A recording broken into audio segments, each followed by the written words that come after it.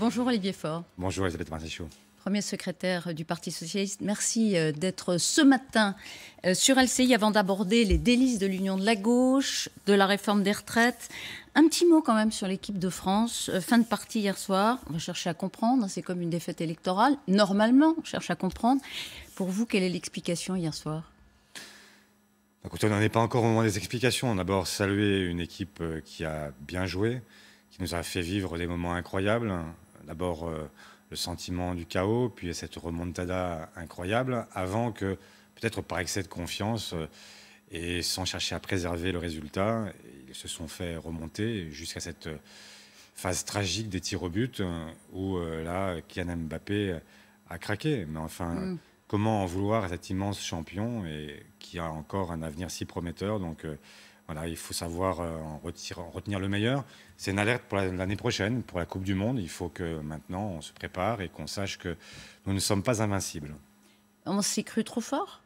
C'est possible, ça peut arriver à tout le monde, même au meilleur.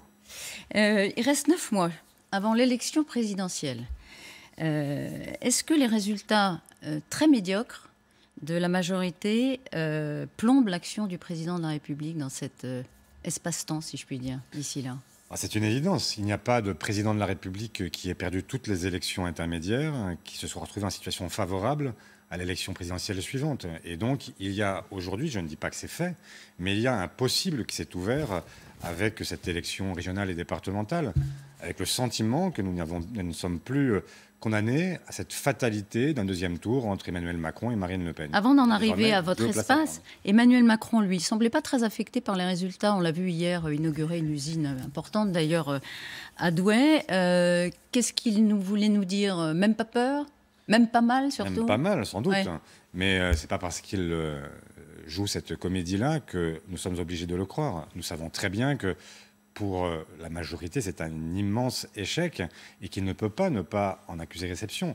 Ce qui m'inquiète avec lui, je sais qu'on va en parler après, mais ce qui m'inquiète, c'est que le sentiment qu'il donne, c'est que plutôt que de tenir compte de ce résultat, il a l'intention, paraît-il, d'avancer encore sur la réforme des retraites et donc de plonger le pays à nouveau dans une forme de tension extraordinaire, alors qu'on sait très bien que ce qu'il faut aujourd'hui, c'est l'apaiser. C'est-à-dire que c'est inévitable, à votre avis. Effectivement, il y a un débat au sein de la majorité. Il y en a certains qui encouragent le président à repousser l'âge de la retraite jusqu'à 64 ans. Ce serait voté dans le budget de la sécurité sociale là, à la rentrée, applicable en 2023, donc très vite après le début du prochain quinquennat. Vous voterez quoi d'abord, si c'était le cas dans le budget de la Sécu? Je voterai contre. Pourquoi? Contre, absolument. Pourquoi? Tout simplement parce que cette réforme serait profondément injuste.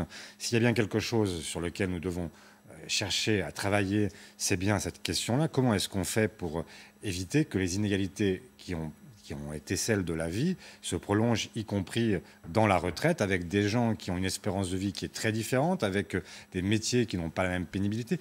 Souvenez-vous, au début de ce quinquennat, l'un des premiers gestes que le gouvernement a fait, c'est de revenir sur ce que nous avions, nous, créé, le compte pénibilité, c'est-à-dire la possibilité de distinguer entre... On ne va pas refaire, parce qu'il y a plusieurs textes de loi, mais... Oui, mais c'est fou, parce qu'en fait, on est dans une situation où aujourd'hui, on ne reconnaît même pas cette différence incroyable, que vous ou moi, qui avons des métiers que nous aimons, qui sommes dans des fonctions qui ont quelques pénibilités, mais enfin, physiquement, ça va.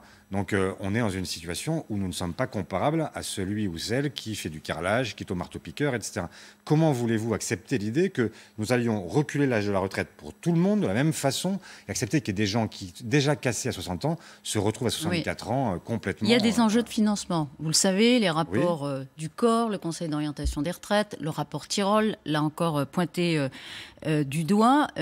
Donc, il faut affronter cette difficulté. S'il le faisait maintenant, Emmanuel Macron, vous le dites, c'est inévitable, dans la rue, il y aura une protestation forte et vous l'encouragerez? Bien sûr. L'encouragerez? Et je l'encouragerai, j'y participerai. Ce serait suicidaire pour le président, politiquement? Suicidaire, je ne suis pas là pour...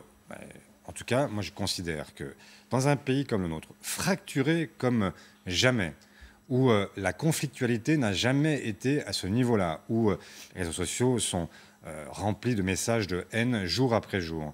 Alors, vouloir partir sur une réforme de cette nature, pas préparée, improvisée, et sans aucune préparation et sans aucune négociation, mais c'est de la folie pure.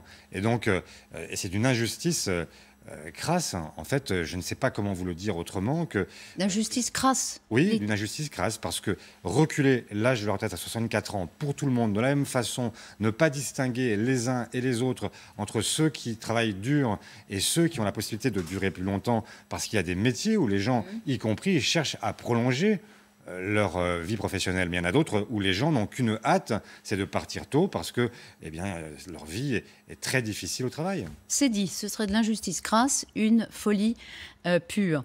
Certains se sont demandé hier, Olivier Faure, est-ce que ces régionales vous ont pas monté à la tête? Je ne crois pas. Après vos déclarations hier matin. Mais pourquoi donc? Vous avez tapé fort en assénant, on va le voir d'ailleurs, le petit verbatim, qui avait un plafond vert, V-E-R-T, qui empêchait la gauche de gagner. Les socialistes sont plus crédibles pour conduire le rassemblement. Les écologistes n'ont pas atteint la crédibilité nécessaire. Et pour enfoncer le clou, vous dites que le Parti socialiste doit à nouveau redevenir, de mémoire, une force motrice de la gauche. Vous confirmez? Mais bien sûr, je le confirme. Non, parce que parfois vous dites on n'a pas compris ce que j'ai dit. Là, vous confirmez mot pour mot. Mais je confirme mot pour mot, et je vais même vous l'expliquer. Ça fait 3 ans que je me bats, depuis que je suis premier secrétaire, pour convaincre qu'il existe une possibilité d'alternative à ce que nous connaissons aujourd'hui, une politique menée par Emmanuel Macron, une politique libérale très classique. Et je me suis battu depuis 3 ans pour le rassemblement. Et je me bats encore pour le rassemblement de... Non seulement le rassemblement, mais même pour l'effacement du Parti socialiste. Non, certains, comme Stéphane Le Foll et François Hollande, excusez du peu, vous ont accusé de vouloir en effet effacer en quelque sorte le PS en le mettant derrière le panache des Verts. L'effacement, il a eu lieu quand? Il a eu lieu quand le président de la République précédent n'a pas pu se représenter à l'élection présidentielle. Et donc il était là, l'effacement. Et donc moi, vous en aviez pris acte. Je me bats, mais je me pas du tout. Je me bats depuis cette époque pour que nous puissions remonter une alternative. Qu'est-ce que j'ai fait depuis 3 ans? Je me suis battu, et je me suis battu y compris non pas seulement pour le Parti socialiste, mais pour l'ensemble de la gauche. Au municipal, les écologistes n'ont voulu faire alliance avec personne au premier tour. Moi, j'ai accepté qu'à Bordeaux, qu'à Besançon, à Tours, à Perpignan, et je pourrais citer beaucoup d'autres villes, où nous avons choisi de nous mettre dès le premier tour pour créer la dynamique avec les écologistes, derrière les écologistes. C'est pas partout pareil. En Occitanie et en Aquitaine, les présidents... Je vous ai parlé des municipales. Au régional, 4 régions au premier tour où nous sommes ensemble. 3 régions derrière les écologistes, 1 région derrière les socialistes. Je l'ai accepté à nouveau. Au deuxième tour des élections régionales, j'ai parfaitement joué le jeu. Je suis certainement le seul à avoir, depuis 3 ans, ou à avoir de manière constante cherché à faire gagner mon camp politique au sens large, et pas simplement mon parti. J'étais avec Mathieu Orphelin, effectivement, dans les Pays de la Loire. Et donc, ce que je constate, et ce n'est pas simplement une vision qui me serait personnelle, c'est qu'à l'issue de ces élections régionales et départementales, il y a un parti politique qui a l'ensemble des départements que la gauche détient sont avec le Parti socialiste, que l'ensemble des régions qui sont détenues par la gauche le sont par le Parti socialiste, et que, d'une certaine façon, eh bien, nous avons fait la démonstration que la force motrice à gauche, c'est le Parti socialiste. Sauf et que si nous voulons gagner, si nous voulons créer une dynamique pour l'emporter, nous devons effectivement non seulement continuer à rassembler, mais la force motrice, c'est le PS. Les Verts disent exactement la même chose. Finalement, la leçon, elle n'est pas si claire sur le leadership à gauche. La gauche, les Verts disent, nous, on est en dynamique. Le Parti socialiste en métropole a gardé ses positions. Nous, on a doublé notre nombre de conseillers départementaux et régionaux. Donc, la phrase de Julien Bayou hier, c'est l'écologie est la seule force dynamique. Mais moi, je ne cherchez pas à me faire dire du mal de qui que ce soit. Ce n'est pas ce que je pense. Non, je cherche pas, c'est factuel. Ce que je dis, c'est que moi, je reconnais volontiers qu'il y a une force qui a émergé dans ce quinquennat, que sont les écologistes, et que nous devons impérativement prendre en considération le message qu'ils portent, notamment parce que nous avons un réchauffement climatique qui nous menace toutes et tous. Mais ce n'est pas parce que c'est une force qui est en dynamique, c'est une force qui est en capacité de propulser l'ensemble de la gauche au deuxième tour de l'élection présidentielle et de l'emporter. Et donc ce que je souhaite, ça n'est pas de faire chacun chemin divergent. Je souhaite toujours un contrat de coalition avec ces forces. Mais ce que je dis aussi, c'est que pour pouvoir l'emporter, il faudra quelqu'un qui soit issu de nos rangs, parce que c'est la meilleure façon d'arriver à bon port. C'est clair. Donc vous souhaitez, il faut être clair d'ailleurs, hein, vous avez dit, pour lutter contre l'abstention, il faut plus de clarté. Absolument. Donc soyons clairs, vous souhaitez qu'il y ait un candidat socialiste à la présidentielle en 2022. Absolument. Ça, vous l'affirmez ce matin. Justement, à propos d'abstention, c'est pas un concours de biceps, pour pas dire pire d'ailleurs, un concours de biceps entre vous et les Verts au lendemain d'une régionale qui, encore une fois, finalement ne donne pas d'enseignement si clair que ça, pour le coup, quant au leadership de la gauche. Je ne sais pas, moi je n'aime pas beaucoup les concours de biceps, pour tout vous dire.